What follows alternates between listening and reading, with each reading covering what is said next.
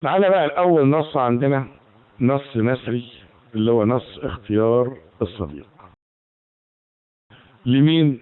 لابن المقفع. الله، ده نص نثري. لاحظ الثانوية العامة النصوص النثرية مهمة جدا جدا جدا. ليه؟ لأن السؤال الإجباري في النصوص لازم يجي من نصوص النثر.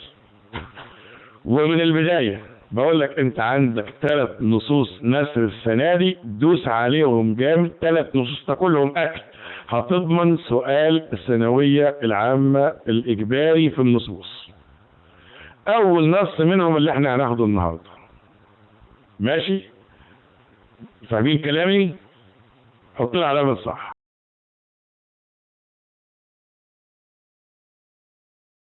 طيب الأهداف بتاعتنا إيه وإيه وإيه وإيه وإيه؟ هديلك فكرة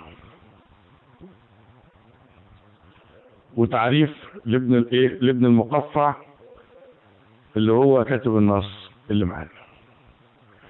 ماشي، يبقى دي اللي نعرفها نبقى نحط لها خط عليها. الراجل ده مع انه كان فارسي الا انه كان فصيح. ايه هي سر فصاحة ابن المقفع؟ ليه سمي بابن المقفع؟ ماشي، دي هنخليها في الفكرة الأولانية. النقطة الثانية، ايه الآثار الأدبية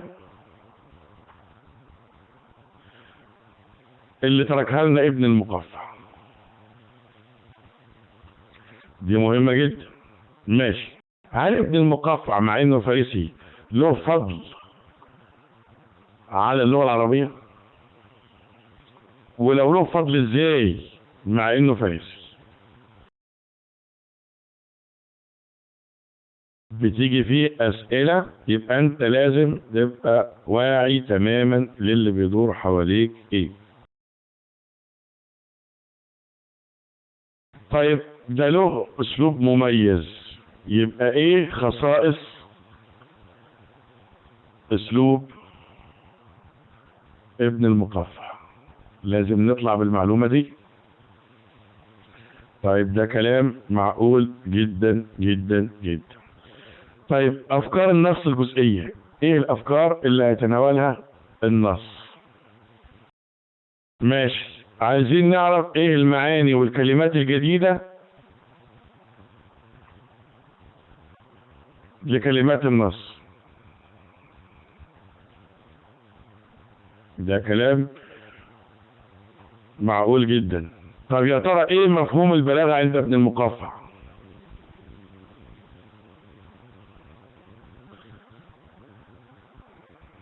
ماشي، طب ايه المعايير اللي على اساسها اختار الصديق؟ معايير اختيار الصديق، ازاي تختار الصديق بتاعك انت؟ خلاص. طيب ايه الصفات التي لا يجب ان تكون في الصديق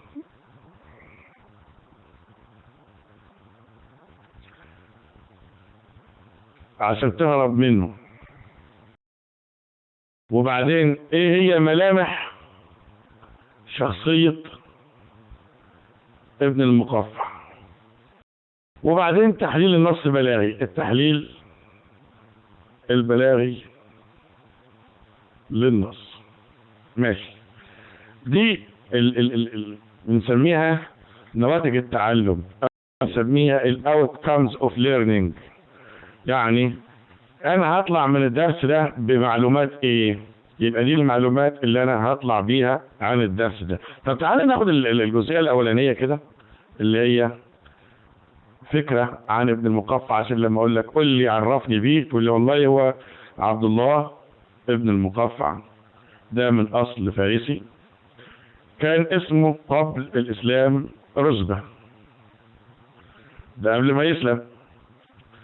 ولقب ابوه بالمقفع ليه؟ لان الحجاج ابن يوسف الثقفي عاقب ابوه وضربه على ايده فتقفعتا يعني تورمتا، علشان كده سموه ابن المقفع. ماشي، ده من اصل فارسي زي ما قلنا. طيب اتولد سنة كام ومات سنة كام؟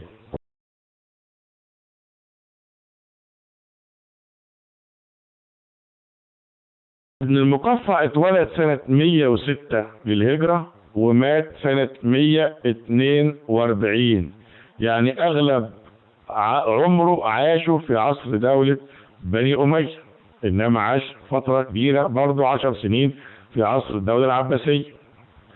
طب سر فصاحة ابن المقفع إيه؟ ده فارسي، إحنا قلنا إنه فارسي يعني من الفرس مش من أصل عربي. قال لك سر فصاحة ابن المقفع إنه نشأ في ظل قبيلة بني الأهتم، وقبيلة بني الأهتم دول كانوا مشهورين بالفصاحة والبلاغة، مشهورين بالفصاحة والبلاغة، علشان كده اكتسب الفصاحة والبلاغة من القبيلة بتاعة بني الأهتم التي نشأ فيها. طيب ماشي، اديني ملامح عن شخصية ابن المقفع. الراجل ده كان مشهور بالذكاء والكرم وحسن الخلق وحبه للأصدقاء. بعض حساده اتهموه بفساد الدين، يعني راجل يعني دينه خفيف منحل مش ملتزم. طبعا هذا الاتهام كان من الأسباب التي أدت إلى قتل ابن المقفع، لكن لما تقرأ كتبه ما تلاقيش ما يدل على ذلك. طيب ماشي، يبقى عرفنا، خدنا فكرة عن ابن المقفع، وعرفنا سر فصاحة ابن المقفع، وعرفنا جانب من ملامح شخصية ابن المقفع. طب ما تيجي نشوف آثاره الأدبية، إيه الكتب اللي هو تركها لنا؟ قال لك آثاره الأدبية كتاب اسمه كليلة ودمنة، يمكن تلاقيه في مكتبة المدرسة بتاعتك عندك هناك، كليلة ودمنة. أصلا الكتاب ده كان هندي، عمله فيلسوف اسمه الفيلسوف بيدبة، نقل وترجم من اللغة الهندية إلى اللغة الفارسية. ابن المقفع ترجمه لنا من اللغة الفارسية إلى اللغة العربية. طب الكتاب ده يعني بيتكلم عن إيه؟ إيه الموضوعات اللي فيه؟ الكتاب ده عبارة عن مجموعة من القصص بتدور على ألسنة الطيور والحيوانات، وبيبقى فيها نصايح للحكام وللناس وحاجات زي كده، بس بطريقة درامية جميلة، كأني طريقة يعني غير مباشرة بتدور الأحداث على لسان الطيور والحيوانات المختلفة. ماشي، ايه تاني غير كتاب كليلة ودمنة؟ كتاب اسمه الأدب الكبير، ده بيتكلم فيه عن ايه الأدب الكبير؟ عن آداب الحاكم والسلطان وآداب الصديق. طيب كتاب ثالث اسمه الأدب الصغير، يبقى عندك الأدب الكبير والأدب الصغير دي من مؤلفاته، وكليلة ودمنة دي من مترجماته، يبقى ترجم كليلة ودمنة وألف الأدب الكبير وألف الأدب الصغير. طب الأدب الصغير ده عبارة عن إيه؟ برضه مجموعة من الدروس الأخلاقية والاجتماعية التي ترغب في العلم وتدعو إلى حسن معاملة الصديق. يبقى دي آثاره الأدبية. يبقى خدت فكرة عنه، اتولد سنة كام، وأصله إيه، واسمه إيه، وسر فصاحته إيه، وملامح شخصيته إيه، وآثاره إيه، اللي هو ترجم كتاب كليلة ودمنة وألف الأدب الكبير وألف الأدب الصغير.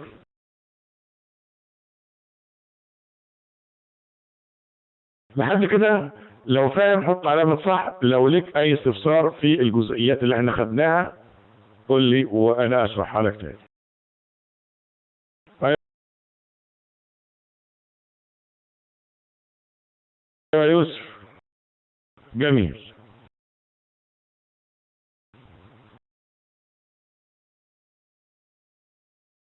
طب تعالى بقى نشوف فضل ابن المقفع على اللغة العربية. احنا قلنا انه فارسي، وازاي يبقى له فضل على اللغة العربية؟ والله الراجل ده له فعلا فضل كبير على اللغة العربية. طب ازاي؟ قال لك اول واحد ادخل الحكمة الفارسية والهندية والمنطق وعلم الأخلاق، المنطق اليوناني وعلم الأخلاق إلى الأدب العربي. وأول من ترجم وألف ورفع النثر إلى مكانة ومنزلة كبيرة جدا، يبقى له فضل كبير على اللغة العربية. نقولها تاني. أول من أدخل الحكمة الفارسية والهندية والمنطق اليوناني وعلم الأخلاق إلى الأدب العربي، وأول من ترجم وألف ورفع النثر إلى أعلى منزلة. وضحت أفضاله على اللغة العربية، حط لي علامة صح.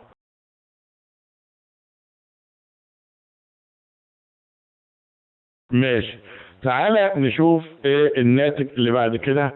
نتكلم عن يا ترى اسلوبه عامل ايه. طالما الراجل ده له اثار على اللغه العربيه يبقى راجل مميز في اسلوبه. ماشي، طيب اسلوبه اطلقوا عليه اسم السهل الممتنع. اسلوبه السهل الممتنع، يعرف اسلوبه باسم السهل الممتنع. ليه؟ افكاره مرتبه والفاظه سهله فصيحه منطقها قويه. ماشي، قوية في دلالتها على المعاني، وكان بيبتعد عن الألفاظ الغريبة والمعاني المبتذلة، علشان كده يسموا أسلوبه بأسلوب السهل الإيه؟ الممتنع. طب يعني إيه المقصود بالسهل الممتنع؟ قال لك السهل الممتنع دول كلمتين. يعني إيه سهل ويعني إيه ممتنع؟ تعال نفهمهم. المقصود بالسهولة سهولة الألفاظ وبعدها عن الألفاظ الغريبة، وعندك حسن اختيار الكلمات الموحية وأفكار واضحة وعدم التقيد بالسجع وقلة الصور والمحسنات البديعية. ده معنى ايه السهل. طب يعني ايه الممتنع؟ قال لك المقصود بكلمة الممتنع انه عنده قدرة على تركيز المعاني وانتقاء اللفظ المناسب. نقول الحتة دي تاني لان دي بتبقى محط سؤال. نقول الحتة دي تاني. يعني ايه اسلوب سهل ممتنع؟ اللي هو اتعرف بيه ابن المقفع. اسلوب ابن المقفع اسمه اسلوب السهل الممتنع. يعني ايه؟ قال لك سهل يعني سهولة الالفاظ والبعد عن الغريب منها وحسن اختيار الكلمات الموحية، الافكار واضحة وعدم التقيد بالسجع والمحسنات والصور. والممتنع يعني ايه؟ يعني قدرة على تركيز المعاني وانتقاء اللفظ الملائم. اتفهم جزئية السهل الممتنع؟ حط لي علامة صح. ده كلام معقول ومحدش يزعل من الأصول. طيب تعالى نشوف مفهوم البلاغة عند ابن المقفع. يعني يا ترى ايه مفهوم البلاغة عنده؟ قال لك البلاغة دي يعني ايه؟ امتى انا احكم على يوسف انه بليغ او احكم على ياسمين ان هي بليغة؟ قال لك لو الأديب عرف حسن الإفهام يوصل لي المعنى ببساطة من غير ما يثقل الكلام بالمحسنات البديعية والصور البلاغية، يبقى ده وصل للبلاغة. يعني الكلام الواضح السهل البسيط، ما تعقدنيش بالصور البلاغية والمحسنات البديعية. يبقى ده معنى البلاغة ايه عنده؟ البساطة وحسن الإفهام وإيصال المعنى دون الإثقال بالمحسنات البديعية والصور البلاغية. طيب ماشي، ده كلام معقول جدا. وبعدين هنشوف خصائص أسلوبه بس بعد ما ندرس النص علشان أطلع بالأفكار وأطلع بالحاجات اللي احنا معلمناش عليها دي، لأن دي بقى من خلال دراستنا للنص بعد ما خدنا فكرة عنه. ده التعريف بالكاتب اهو زي ما انت شايف. عبد الله بن المقفع فارسي الأصل، لقب أبوه بالمقفع لأن الحجاج بن يوسف عاقبه فضربه على يديه حتى تقفعتا يعني تورمتا. اتولد سنة 106 للهجرة، توفي سنة 142 للهجرة. كان مشهور بالفصاحة والبلاغة والذكاء والكرم والأخلاق الحميدة وحب الأصدقاء. اتهم في دينه من قبل حساده وكان ذلك سببا في قتله. آثار الأدبية كثيرة من أشهرها كليلة ودمنة، الأدب الكبير، الأدب الصغير. أسلوب بتاع ابن المقفع أسلوب خاص بيه اسمه أسلوب السهل الممتنع. أفكاره مرتبة، ألفاظه سهلة، معانيه قوية، وده يعتبر صاحب مدرسة في الكتابة، يعني اتجاه في الكتابة الأدبية في النثر في العصر العباسي الأول. طيب ده فكرة عنه. تعال نشوف النص ومناسبة النص بتاعنا. ابن المقفع راجل عنده خبرة وثقافة، حب ينقل لنا خبرته وثقافته في صورة نصائح يكتسبها من حياته تتعلق باختيار الصديق، ودي مشكلة اجتماعية، والحرص على الصداقة، وإيه الصفات التي لا يتحلى بها الصديق، وسلوك الإنسان مع الناس يكون إزاي. يبقى دي كلها نصائح هنشوفها من خلال خبرة ابن المقفع في الحياة. تعال نشوف أول جزء من النص. بيقول لك اجعل غاية تشبثك، تشبث يعني شدة التمسك، يقول لك فلان ده متشبث برأيه، يعني متمسك بيه مش عايز يتنازل. اجعل غاية تشبثك في مؤاخاة من تؤاخي ومواصلة من تواصل، يعني الإنسان اللي أنت هتتخذه أخ وصديق ويبقى فيه صلة بينك وبينه، توطين نفسك على أنه لا سبيل لك إلى قطيعة أخيك. وطن نفسك، درب نفسك، احمل نفسك على إن مفيش حاجة اسمها قطيعة، يعني خصومة بينك وبين صديقك اللي هو قال عليه أخيك.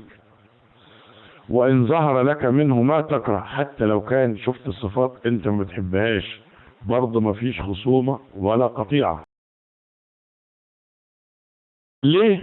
إنه بيحط الصداقة في منزلة كبيرة. وإيه المنزلة عنده ديت؟ قال لك الصديق ده له منزلة كبيرة جدا. إزاي؟ فإنه ليس كالمملوك تعتقه متى شئت، أو كالمرأة التي تطلقها إذا شئت، ولكنه عرضك ومروءتك. فإنما مروءة الرجل إخوانه وأخدانه. فإن عثر الناس على أنك قطعت رجلا من إخوانك وإن كنت معذرا، يعني لك عذر، نزل ذلك عند أكثرهم بمنزلة الخيانة للإخاء والملال فيه. وإن أنت مع ذلك تصبرت على مقارته على غير الرضا، عاد ذلك إلى العيب والنقيصة. فالابتعاد الابتعاد، والتثبت التثبت. المعنى اللي هو عايز يقوله كده بالبلدي كده، بيقول لك ان لازم تتمسك بصديقك لان دي حقوق صداقة، وتتشبث بهذه الصداقة في الانسان اللي انت هتتخذه صديق ويبقى في تواصل بينك وبينه، وتدرب نفسك وتحملها على ان مفيش حاجة اسمها قطيعة او خصومة بينك وبين صديقك، حتى وان ظهر منه بعض الحاجات اللي انت هتكرهها. ليه؟ قال لك لان منزلة الصداقة منزلة كبيرة جدا جدا جدا. الصديق ده ما هوش عبد عندك تقول له روح انت حر تعتقه وتتخلص منه في اي وقت. الصديق ليس كالمرأة الزوجة، يعني في وقت من الاوقات تيجي نطلقها زي ما انت عايز وتنهي العلاقة اللي بينك وبينها، لكن ده بوجهة نظره هو، يمكن نختلف معاه، يعني انا بختلف معاه واكيد ياسمين هتختلف معاه، تقول الراجل ده قليل الادب، هو الطلاق عنده حاجة سهلة جدا كده، ماشي. يمكن يوسف يتفق معاه او يختلف معاه، برضه دي وجهة نظره لحد دلوقتي، وهنقارن او هنناقش القضية دي ان شاء الله. طب ماشي، بس الاول انا بديك المعنى العام. او كالمرأة تطلقها اذا شئت ولكنه عرضك ومروءتك، يعني الصداقة ديت الحاجة اللي لازم تتمسك بيها زي شرف الإنسان وإنسانية الإنسان وشهامة الإنسان. مروءة الرجل شهامة الرجل في علاقته بإخوانه أصدقاء أخدانه. أخدانه يعني أصدقائه، جمع خدن وهو الصديق. بقول لك بقى لو الناس عرفوا إن أنت بتخاصم صحابك، كل شوية تصاحب يوسف وتخاصم يوسف، تصاحب ياسمين وتخاصم ياسمين، تصاحب زيد وتخاصم عبيد، كل شوية صاحب لواحد وتخاصم لواحد، لو الناس عرفوا عنك الصفة ديت، وحتى لو انت صاحب عذر في ان انت تخاصم فلان او فلان، الناس يقول ده ملوش صاحب، ويملوا من صداقتك ومعرفتك. نزل ذلك عند أكثرهم من منزلة الخيانة للإخاء والملال فيه، يعني إنه إيه، خاين للصداقة ومالوش صاحب، وبالتالي الناس تبعد عنك. طيب ماشي. قال لك وإن أنت فضلت مع الصديق حتى لو كان سيء وأنت قرفان منه يبقى عيب فيك. تصبرت على مقرته، يعني تصبرت على أن تبقى معه على العلاقة على الرغم من الصفات السيئة اللي فيه وأنت مش راضي عنها، يبقى عيب منك. نزل عاد ذلك العيب والنقيصة، ده عيب فيك. الله يا أخي، ده أنت حيرتنا حيرتنا والله. صح ولا مش صح؟ صح طالما صح.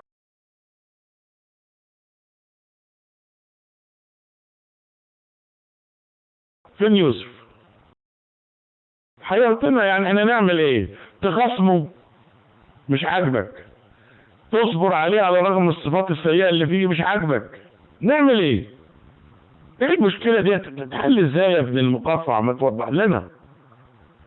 اقول لك الحل بقى في الكلام اللي جاي ده. الاتئاد والتثبت. يعني الاتئاد يعني التمهل، والتثبت يعني التحقق. يعني تتأنى قبل ما تختار صديقك، وتتأكد من الصفات الجميلة اللي فيه اللي تخليك تتخذه صديق، علشان ما يجيش وقت وتخاصمه والناس يعرفوا ان انت مالكش صديق. خلاص؟ يبقى هنا ايه حل المشكلة في الاتئادة والتثبت. الفكرة ديت لو اتفهمت نهاية، والجمع غايات او غاية وعكسها بداية. التشبث اللي هو التمسك، وعكسها التفريط، واحد متشبث بحاجة واحد بيفرط فيها. المؤاخاة يعني المصاحبة، تؤاخي يعني تتخذ أخا لك، صديق لك يعني. توطين يعني حمل وتعويد النفس، عكسها تخيير، خيارك. سبيل اللي هو الطريق، والجمع سبل، وأسبلة وأسبال.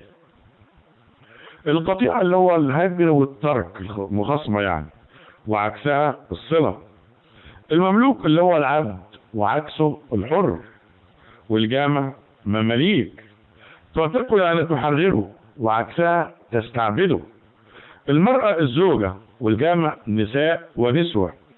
عرضك يعني شرفك، والجامع أعراض. المروءة يعني الإنسانية، وعكسها النزالة والخسة. الأخدان يعني الأصحاب، والمفرد خدن.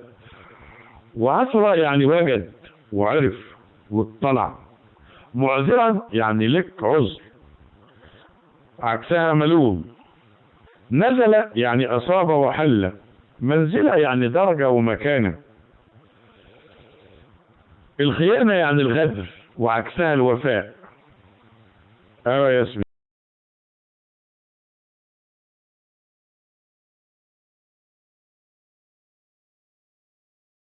معلش، أخدانه يعني إيه؟ أخدان يعني أصدقاء، والمفرد خدن، صاحب أو صديق.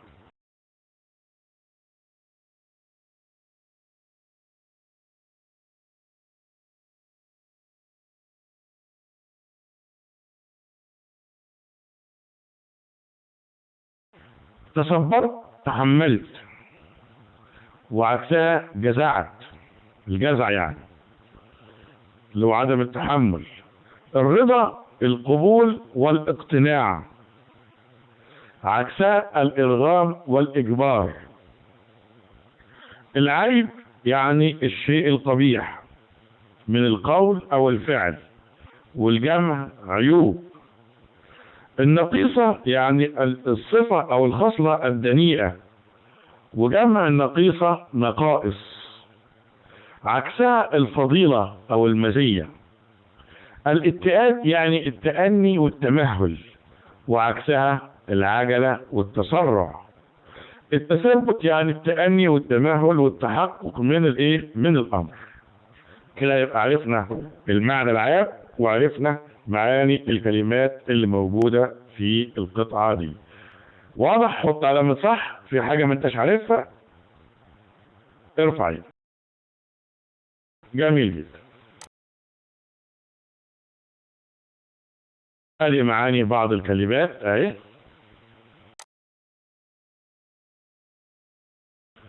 وادي جزء من الشرح: التمسك بالصديق والصداقة امر من تمام الرجولة والمروءة، وقطيعة الصديق عيب في الرجل وخيانة للإخاء، الصبر على الصديق السيء عيب ونقيصة أيضا. من هنا كان الحل في التمهل في اختيار الصديق الذي يعتبر أمرا ضروري. طب ما تيجي نحلل النص ونشوف الكلام ده. طبعا اجعل غاية تشبثك، أول ما تشوف كلمة اجعل ده فعل أمر يبقى ده أسلوب إنشاء أمر غرض النصح والإرشاد. لا سبيل لك إلى قطيعة أخيك كناية عن التمسك بالصداقة. فاكرين سر جمال الكناية؟ الاتيان بالمعنى مصحوبا عليه بالدليل. ليس كالمملوك تشبيه منفي، أو كالمرأة تشبيه أيضا منفي. التشبيه الأول تشبه الصديق بالمملوك ونفى هذه الصفة وده بيوضح المعنى. والتشبيه الثاني تشبيه للصديق بالمرأة التي يطلقها زوجها في أي وقت. طبعا احنا بنلوم عليه في التشبيه الثاني وبننتقده. ياسمين انت موافقة الكلام ده في التشبيه الثاني وموافقة في انه المرأة يطلقها في وقت ما هو عايز، ولا ايه وجهة نظرك في الكلام ده؟ اتفضلي. لا متهيأليش انها مش اي مشكلة تحصل يعني يطلقها يعني. ده كده ده حاجة يعني انت خدتيها كده جانب معين. طب ما ناخدها من كل الجوانب. ازاي؟ اولا ده يتنافى مع الناحية الدينية.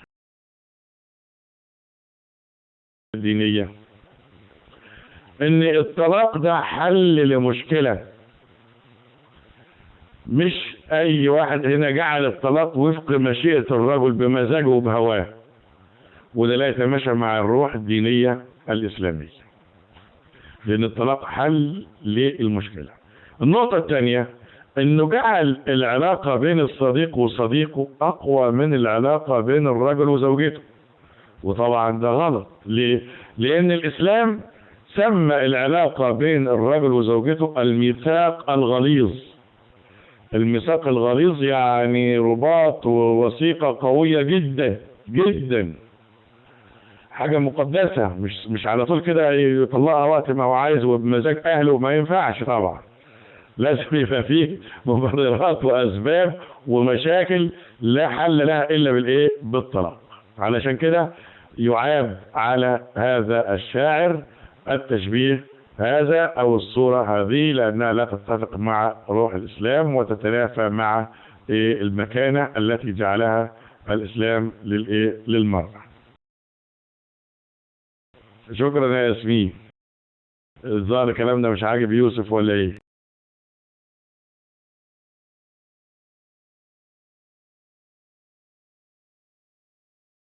طيب ماشي.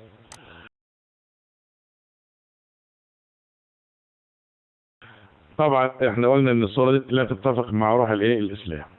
فانما مروءة الرجل اخوانه واخدانه، ده اسلوب قصر، الاداة بتاعته انما. اول ما تشوف كلمة انما على طول يبقى ده اسمه اسلوب قصر. طيب بين كلمة اخوانه واخدانه ده جناس ناقص. الجناس الناقص الكلمتين قريبين من بعض في اغلب الحروف، ماشي. الجناس التام يعني الكلمتين زي بعض في كل الحروف وترتيبها وتشكيلها، بس بتختلف في المعنى. زي صليت المغرب في بلاد المغرب، يبقى المغرب دي حاجة والمغرب دي حاجة، يبقى اسمه جناس تام. لو اختلف حاجة في الحروف يبقى بسميه جناس ناقص. ده اسمه محسن بديعي. اسمه ايه؟ محسن بديعي. طب القيمة الفنية ايه؟ انه بيعطي لك جرسا موسيقيا ويحرك الذهن. يعطي جرسا موسيقيا ويحرك الذهن. طيب ماشي. العيب والنقيصة، اطناب ترادف. يعني ايه اطناب؟ اقول لك يعني ايه اطناب. دلوقتي يوسف راح ياخد درس عن زميله عتريس. مامة يوسف قالت له يا يوسف ما تتأخرش، يا يوسف تعالى بسرعة. حلو، تعالى نحلل الكلمتين اللي قالتهم مامة يوسف له. بتقول له يا يوسف ما تتأخرش، يا يوسف تعالى بسرعة. هل في فرق في المعنى بين الجملتين ولا المعنى واحد؟ يا يوسف ما تتأخرش، يا يوسف تعالى بسرعة، المعنى واحد. صح؟ صح ولا غلط؟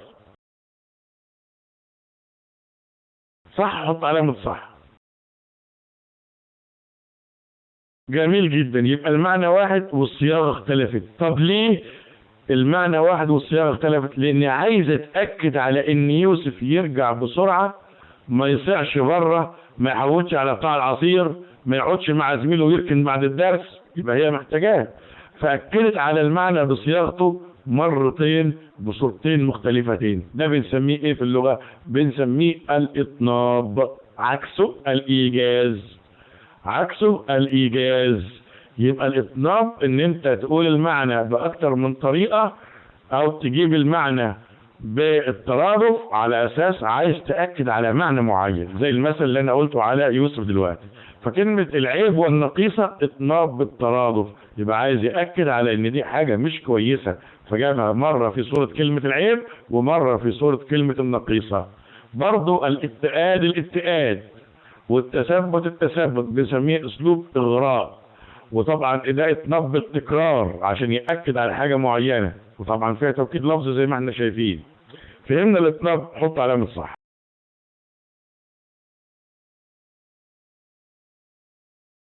طيب، ده كلام جميل. فهمنا الجناس الناقص اللي هو اخوانه واخدانه، حط علامة صح.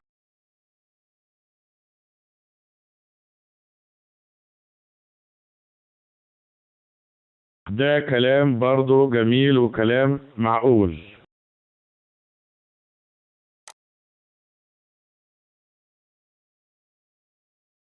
تعال نشوف بقى الجزء الثاني من الايه، من النصوص، من النص.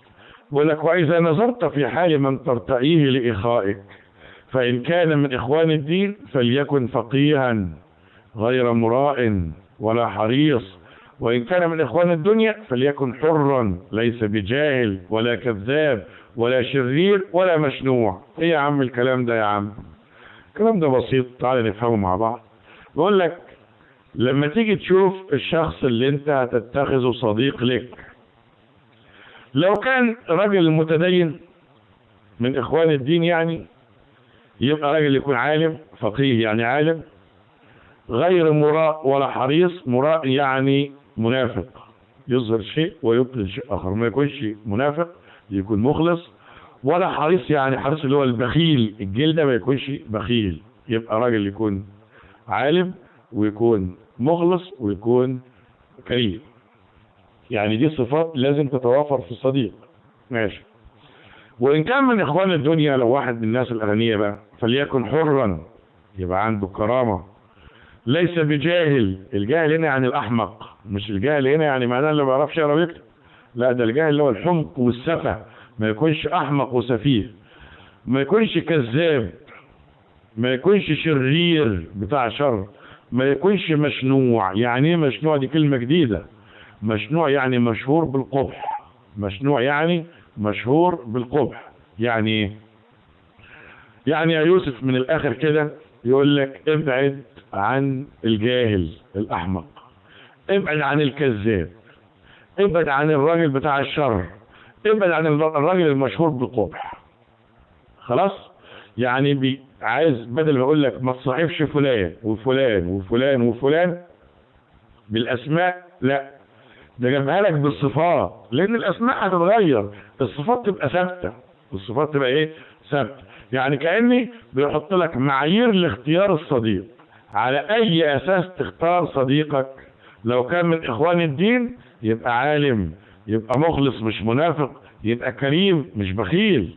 لو كان من اخوان الدنيا يبقى انسان حر، ما يبقاش جاهل احمق، ما يبقاش كذاب، ما يبقاش شرير، ما يبقاش مشنوع. عمر المشنوع ما يبقى صديق، عمر الشرير ما يبقى صديق، عمر الكذاب ما يبقى صديق، عمر الأحمق السفيه ما يبقى صديق، وعمر الجاهل في العلم ما يبقى صديق، ما يستاهلش، وعمر المنافق ما يبقى صديق، وعمر البخيل لأن ده هيبيعك ولا هيقدم لك كوباية مية عمره ما يبقى صديق. يبقى ابعد عن الناس دي كلها. خلاص؟ فاهم؟ صفات لازم تبتعد عنها لما تيجي تختار صديق. واضحة الحتة دي؟ تحط علامة صح.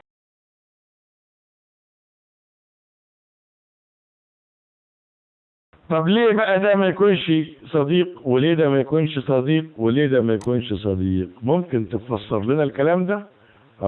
ممكن نفسر. تعالى بعد ما نخلص الجزئية دي، ادي المعنى العام بتاع الجزئية اللي فاتت، لكن تعالى نحللها برضو ونبتدي نعمل تفصيص وتحليل بلاغي وتفسير للكلام اللي قال. الدين والدنيا، الدين الدنيا بناس ناقص، يبقى ده محسن بديهي، قيمته بيدي لك درس موسيقي وبيحرك الذهن.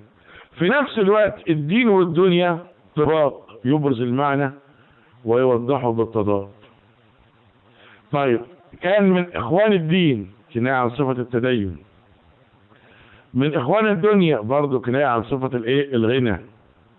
فليكن فقيه فليكن حر، ده اسلوب انشائي، امر للنصح والارشاد، للنصح والارشاد. اتفهمت جزئية البلاغة ديت؟ حط علامة صح. لو عايز تفسير لأي واحدة من ديت أهلا بيك أفسرها لك لو ما كانتش واضحة في ذهنك. يوسف ماشي. تعالى بقى فسر لي الكلام اللي اتقال ازاي. قال لك فإن الجاهل أهل أن يهرب منه أبواه. الجاهل اللي هو الأحمق السفيه. ليه ما ينفعش يكون صديق؟ الراجل بيقول لك ما ينفعش يكون صديق لأن أقرب الناس إليه بيهربوا منه. الصديق الجاهل اللي هو الأحمق ده اللي عامل مشاكل مع كل واحد. لنفترض ان يوسف ده عامل مشاكل مع البواب وعامل مشاكل مع الجيران وعامل مشاكل مع زمايله، وكل ما ينزل يعمل مشكله مع البقال ومع المعجنات اللي تحته ومع مش عارف ايه. كل شويه واحد عمال يشتكي لابوه يقول له يا عم ابعد عننا يوسف، يوسف قرفنا وعامل لنا مشاكل، والتاني يجي يعمل له مشاكل، والتالت يجي يعمل لنا اهو يزهق منه. يا جماعه والله انا زهقت منه، موتوه. اهو باعه هو على اول محطه. يبقى اقرب الناس اليه بيهربوا منه. انا اخده صديق؟ ما ينفعش يكون صديق، صح؟ يبقى فإن الجاهل أهل يعني أجدر أن يهرب منه أبواه. ما ينفعش يكون صديق لأن أقرب الناس إليه يهربوا منه. طب خلصنا من الجاهل وعرفنا ليه ما ينفعش صديق. تعال نشوف ليه الكذاب ما ينفعش صديق. قال لك الكذاب ما ينفعش يكون أخا صديقا. ليه؟ لأن الكذب الذي يجري على لسانه إنما هو من فضول كذب قلبه. فضول يعني زيادة، ده كذب في قلبه زايد وفاض على لسانه، يعني منبع الكذب قلبه، لما زاد وطلع على لسانه. إنما الصديق من الصدق، ده ما عندوش صدق، يبقى ازاي يبقى صديق؟ ما ينفعش يكون صديق. وقد يتهم صدق القلب وإن صدق اللسان. ده لو اللسان صدق ممكن نشك في صدق القلب. يبقى ازاي بقى لما اللسان يبقى كذاب، يبقى نابع من جوه؟ فكيف إذا ظهر الكذب على اللسان؟ يبقى هنا برر لك ليه الكذاب ما يكونش صديق، لأن عنده كذب كتير، والصديق من الصدق وده معدوم من الصدق، وبالتالي لا ينبغي أن يكون صديقا. ماشي يا سيد، سلمنا معاك بأن الكذاب ما ينفعش صديق. طب والشرير؟ قال لك ده يكسبك العداوة. ازاي؟ انت ماشي مع واحد بلطجي وعامله صديق لك، الناس كلها يقول طب ما هو زيه، الطيور على اشكالها تقع. يبقى انت بلطجي زيه، راجل شرير زيه، ما ينفعش. يبقى هنا يخلي الناس تعاديك ويجيب لك العداوة. ولا حاجة لك في صداقة تجلب العداوة. طب والمشنوع اللي هو المشهور بالقبح؟ ما هو برضه هيبهت عليك وتبقى زيه، والناس كلها تتهمك بان انت راجل قبيح زيه، وبالتالي هيشنع عليك ويفسد العلاقة بتاعتك، يبقى ما ينفعش يكون صديق. يبقى هنا برر لي ليه الجاهل ما يكونش صديق، ليه الكذاب ما يكونش صديق، ليه الشرير ما يكونش صديق، ليه المشنوع ما يكونش صديق.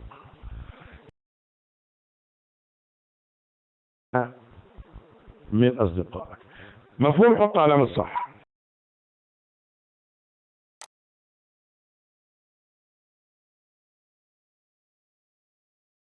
ودي معنى بعض الكلمات.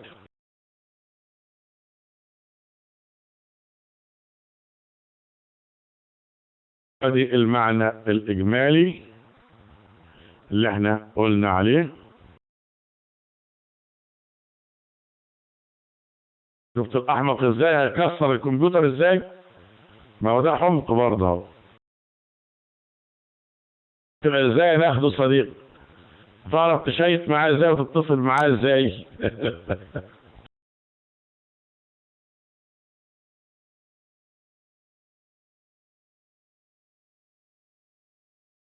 طيب، قال لك الجاهل أهل أن يهرب منه أبوات، كناية عن الابتعاد عن الجاهل حتى أقرب الناس إليه.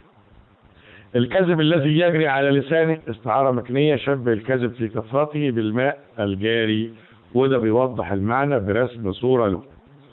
إنما سمي الصديق من الصدق، أسلوب قصر على أساس كلمة إنما، والصديق والصدق جناس ناقص بيديلك درس موسيقي ويحرك الذهن. يتهم صدق القلب استعارة مكنية فيها تشخيص لأنه شبه الصدق بإنسان يتهم. ظهر الكذب استعارة مكنية بيشبه الكذب بشيء مادي يظهر على اللسان. كيف إذا ظهر الكذب؟ استفهام غرضه التعجب. أما باقي الأساليب فهي أساليب خبرية بتفيد التقرير والتوكيد. يبقى ده التحليل البلاغي، ولو أنت مش فاهم حاجة ارفع ايدك هفهمها لك، لو فاهم حط علامة صح. جميل. تعالى بقى الجزئية اللي قبل الأخيرة أو الجزئية الأخيرة. واعلم أن انقباضك على الناس يكسبك العداوة، وأن انبساطك إليهم يكسبك صديق السوء. يعني انقباضك عن الناس يعني ابتعادك عن الناس. في البريك قاعد لوحدك، جايب سندوتشاتك مستخبي وبتاكل لوحدك، ما بتتحركش مع زمايلك، ما بتجريش معاهم، ما بتلعبش معاهم. يقولوا ده متكبر علينا يا عم، ده كأنه من كوكب آخر، من طينة تانية، ده كأن احنا من مش مستواه. يبقى هنا ايه؟ هيخليك الناس تعاديك. طب ماشي، انا بقى ايه؟ ههرج واجري معاهم وافرح معاهم واكل معاهم واشرب معاهم واخرج معاهم واتفسح معاهم، انبساطك اليهم. قال لك غلط. طب ليه؟ قال لك لان هتقع في اصدقاء سوء، هيخليك يكسبك صديق السوء. يا اخي ده انت حيرتنا معاك. طب نعمل ايه بقى؟ سلوك المرء مع الناس. ابتعدت عنهم جاب لك العداوة، اختلطت بيهم خلاك تقع في صديق سوء، ويا ويلك وسواد ليلك لو وقعت في صديق سوء. قال لك ايه؟ سوء الاصدقاء اضر من بغض الاعداء. يعني الصديق السيء خطره اكتر من خطر كره العدو ليك، لان العدو انت بتعامله على انه عدو. انما الصديق ما هو دخل بيتك وشاف صورك وقلب في موبايلاتك وشاف الرسائل بتاعتك وشاف اسرارك، يبقى لما يجي يفضحك او يضربك في مقتل على طول. انت مسلم له وعاطيله كل حاجه ومعرفه كل حاجه، وبالتالي يبقى هنا عندما يتحول الى عدو فبيبقى عدو شرس خطره شديد جدا. يبقى سوء الاصدقاء اضر من بغض الاعداء. العدو انت بتعامله على انه عدو على المكشوف، لا يعرف حاجه عنك ولا حاجه. فانك ان واصلت صديق السوء اعيتك جرائره، وان قطعته شانك اسم القطيعه. لا يا اخي انت حيرتنا معاك. طب نعمل ايه؟ نحل المشكله ازاي؟ هقول لك تحل المشكله ازاي بعد ما اشرح لك الحته دي. ان وصلت صديق السوء يعني استمريت معاه في الصله اللي بينك وبينه، اعيتك جرائره، يعني جرائره مفردها جريرة، الجريمة بتاعته هيتعبوه، جرايمه كتير هتتعبك، كل شوية يشتكي لك واحد: يا عم شوف صاحبك خد مني نص جنيه وما جابوش، يا عم شوف صاحبك خد مني سندوتش، يا عم شوف صاحبك خد الكشكول وما جابوش، يا عم شوف يا عم انت عرفتنا بالصحوبية بتاعتك دي. يبقى الصديق السيء مشاكله هتتعبك، اعيادك يعني اتعاباتك، جرائره يعني جرائمه. طب انا هخاصمه وابعد عنه ومش هتاخده صديق. قال لك: وان قطعته خصمته شانك اسم القطيعه. يرجع للاول تاني، ولا ده ملوش صحاب، ويبقى عيب في حقك ان انت بتخاصم اصدقائك. والزمك ذلك من يرفع عيبك ولا ينشر عذرك. عايز واحد يفهم الناس، هتمسك ودنه كل الوقت تقول: والله ده انا خاصمت يوسف عشان خاطر كذا وكذا، خاصمت عدريس عشان خاطر كذا وكذا، وتنشر عذرك؟ مش هينفع طبعا. فإن المعايب تنمي يعني تنتشر، العيوب بتنتشر، والمعاذير لا تنمي، الأعذار ما بتنتشرش، المعايب والعيوب هي اللي بتظهر، ما بتنتشرش ولا تظهرش. طب نعمل ايه في المشكلة دي؟ نعمل ايه؟ ننقبض على الناس ولا ننبسط الى الناس؟ لا، كن معتدل وارجع للحل اللي حطه لك: الابتئادة والتثبت. قبل ما تتخذ صديقك وتقع في الحكاية دي، تختار مين تتعامل معاه.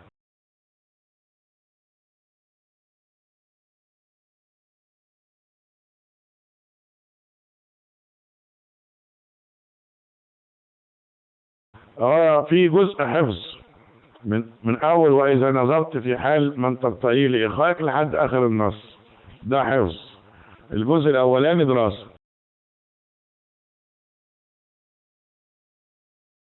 اتفهم المعنى بتاع الجزء ده، حط له علامة صح.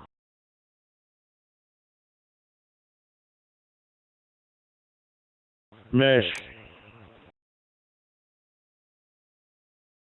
ادي مفرداتك، وادي المعنى الاجمالي بتاعك.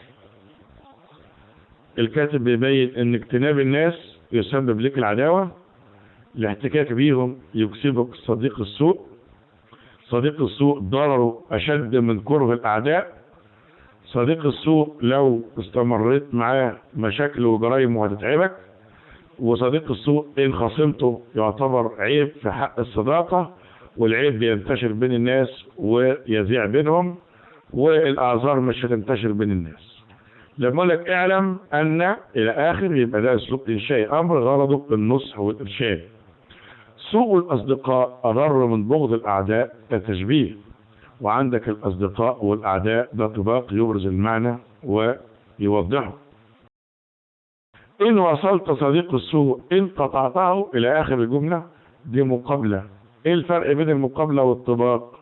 الطباق تضاد بين كلمتين، والمقابله تضاد بين جملتين.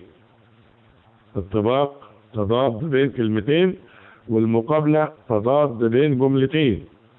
من يرفع عيبك ولا ينشر عذرك، اطناب بالترادف. وقلنا الاطناب ده معناه ايه؟ تنمي ولا تنمي، حاجه اسمها طباق في السلب. يعني ايه طباق بالسلب؟ يعني الصفه ونفي الصفه. في عندك حاجه اسمها طباق بالايجاب، الصفه وعكسها، ابيض اسود، اصدقاء اعداء، كذاب صادق، يبقى دي الصفه وعكسها اسمه طباق بالايجاب. انما الصفه ونفيها اسمه طباق بالسلب، ابيض ليس ابيض، كذاب ليس كذاب، يبقى ده ايه؟ اسمه طباق بالسلب. تنمي لا تنمي، يبقى ده اسمه طباق بالسلب. اتفهم؟ حط لي علامه صح بعد ما اشيل لك علامه الصح دي. اتفهم؟ حط علامه.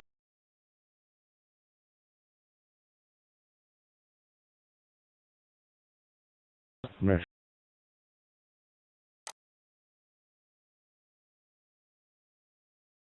تعالى نعمل تقرير بقى عن النص اجمالي، وشويه تمارين هسيبهم لك تحلهم، ولما يبقى في اي حاجه على طول نبدا بيها الحصه الجايه ان شاء الله. النص بيتناول حقوق الصديق والصداقه، وما يترتب عن القطيعه. ايه حقوق الصداقه؟ ايه نتيجه القطيعه؟ وبعدين ازاي تختار الصديق؟ ايه الاسس او المعايير اللي على اساسها تختار الصديق من وجهة نظر ابن المقفع؟ ايه الصفات اللي هي ما تكونش في الصديق الحقيقي؟ واخيرا بقول لك ايه سلوك الانسان مع الناس. طبعا احنا بنوافقوا على سلوك الانسان مع الناس. ماشي. سمات اسلوب الكاتب. طبعا احنا قلنا اسلوبه السهل الممتنع، التعبير عن الفكرة باسلوب السهل الممتنع، بعيد عن التعقيد، المعاني واضحة، بعيد عن التكلف في المحاسنات البديعية او الصور البيانية، بيتميز اسلوبه بالايجاز والترابط والتنوع بين الخبر والانشاء. كتابته تعتبر التقاء الثقافة العربية بالفارسية والإفادة من الثقافات القديمة. طب البيئة لها أثر في النص؟ أيوة. إيه أثرها؟ حرية القول، الناس عندها حرية في التعبير عن أفكارها وآرائها. تقديم الخبرات في صورة نصائح يستفاد منها. وجود أصدقاء سوء ووجود أصدقاء منافقين، يبقى دي بتعكس أثر البيئة. فهمت الكلام ده؟ حط لي علامة صح.